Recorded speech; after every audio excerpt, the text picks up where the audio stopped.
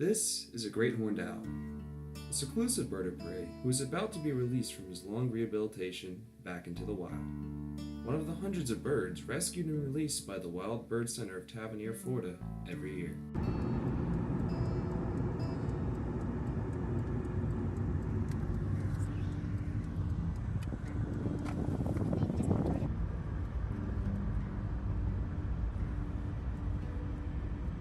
The origins of this bird center all trace back to one key woman, Laura Quinn.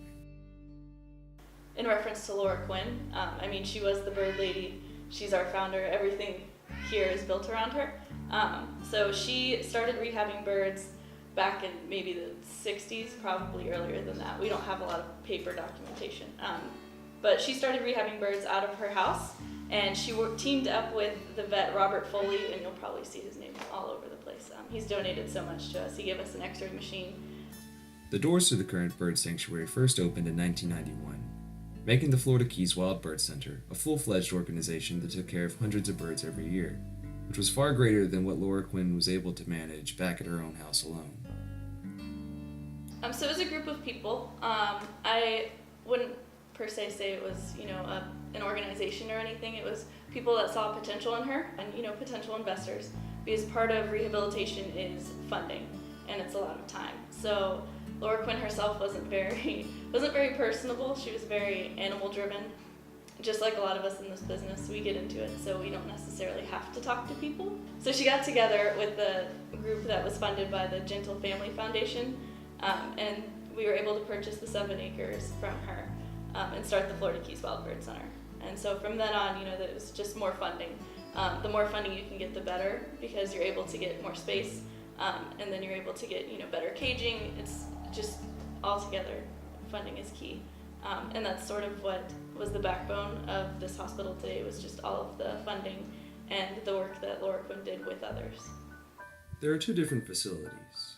The first is the Wild Bird Sanctuary. This is the 7 acres where it all started back in 1988. It houses the center's permanent members, which are known as animal ambassadors.